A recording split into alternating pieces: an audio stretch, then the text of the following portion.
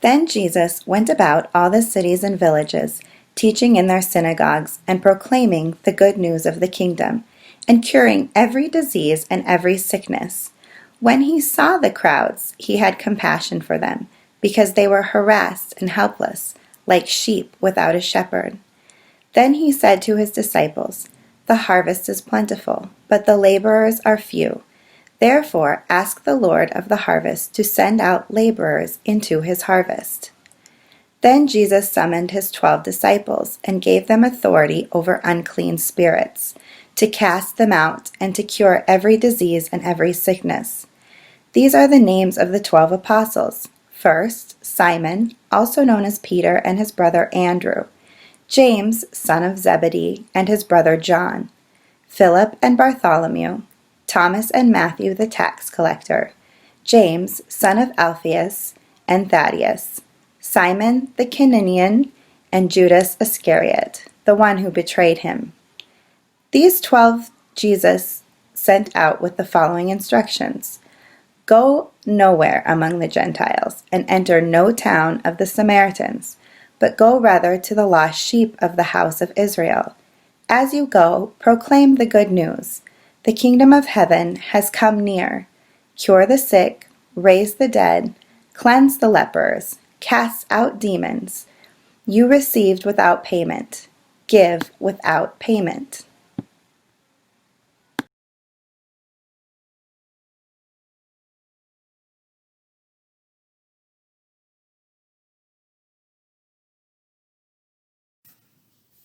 Hello. It's so good to be with you today. Today I want to talk about names. Names are important. My parents always told me that they chose names for my brother and me that were bicultural. Let me explain. My mother was originally from Japan. My father was a white American. So when they had children, they chose names that would work both in Japan and in the United States. So my name is Amy, and my brother's name is Ken. Both those names work in Japan and in the United States.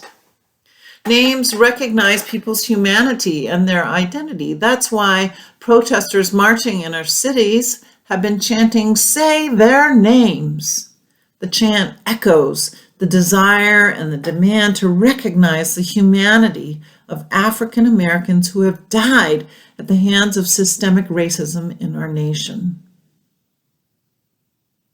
You might also remember after national tragedies like the Oklahoma City bombing or the 9/11 attack on the Twin Towers in New York City, or even while we live through this pandemic, ceremonies are being held to pause and to recall the names of those who had died. Names claim a person's identity and their humanity. I'm sure you can think of other instances where remembering someone's name was to retain their identity as a human being. There are other instances too where people's names are important. A person I knew went to change their name legally. Her parents had named her Daphne, but she told me she never felt like a Daphne, and so she legally changed her name to Leah because she felt more like a Leah.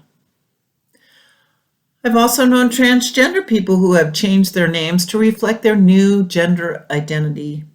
A parishioner in a previous parish changed their name from Jack to Joyce. Names are an essential part of our identity. Names are also significant in the Bible. The story from our Hebrew scriptures today is about Abraham and Sarah. But if you go back and read at the beginning of the Bible, you will realize that these two people were first called Abram and Sarai. Their names changed to Abraham and Sarah after they entered a covenant with God to follow in God's ways.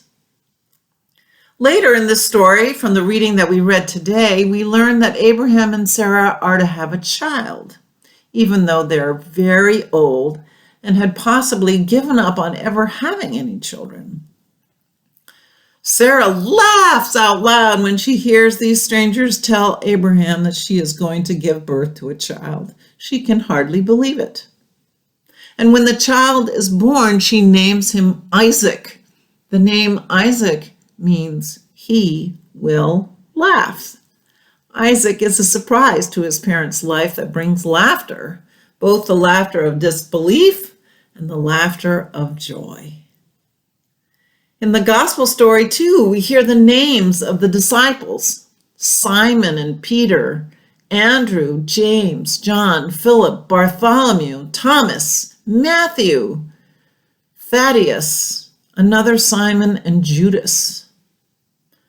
The writers of the Salt Collective have this to say about these cast of characters. They write, "They are not a very particularly impressive bunch. Check out the list. First come Peter, who will deny Jesus explicitly when Jesus is arrested, and last comes Judas, the betrayer himself. In between are some common, uneducated fishermen, a profession near the bottom of the social hierarchy in first century Palestine, Matthew, the tax collector, who used to collaborate with the Roman occupiers, and Simon the Canaanian, or the zealot, who would battle against them.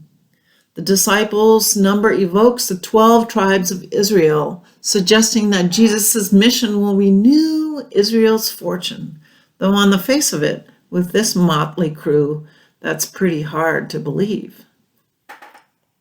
A motley crew for sure, but this is the cast of characters that had the task of curing the sick and raising the dead, of cleansing the lepers and casting out demons. The instructions from this passage in the Gospel of Matthew are clear, and from these instructions we can understand that Jesus came not to solve our problems for us, but to encourage and empower us to solve our problems together. We continue in this lineage of disciples. We are part of this motley crew of people called by God to bring light and love into the world. And by what name shall we be called? In the early 1960s, a group of people gathered to create our church and called it Mayflower Congregational Church, United Church of Christ. Since then, the people of this church have worked hard to discern God's call and to determine its ministry and its identity as followers of Jesus. We are continually asking the question, who are we? And what is God calling us to do and to be?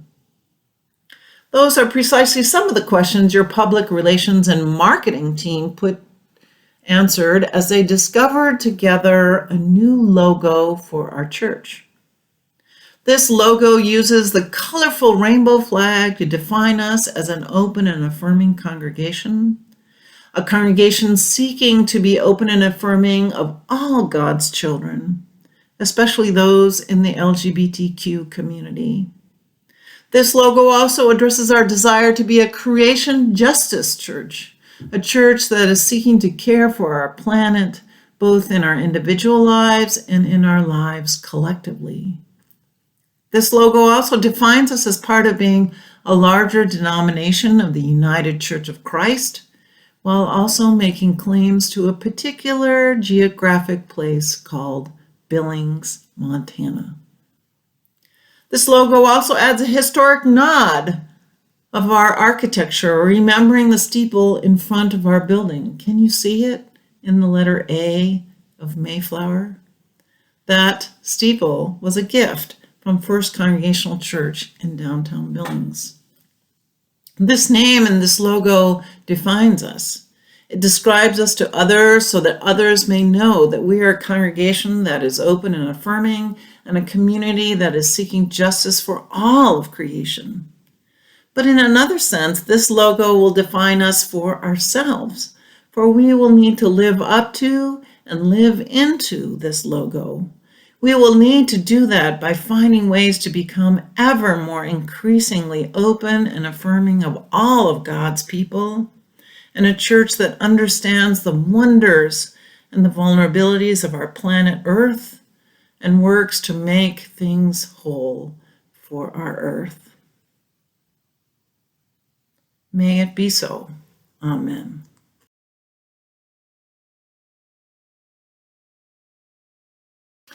In Psalm 116, it is written, I love our God who heard my cries and prayers.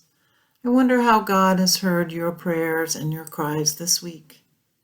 I invite you to offer your gifts to God at this time by supporting the life and work of the people of God in our community and around the world. Please give to Mayflower Congregational United Church of Christ by going to the website listed below. Thank you very much.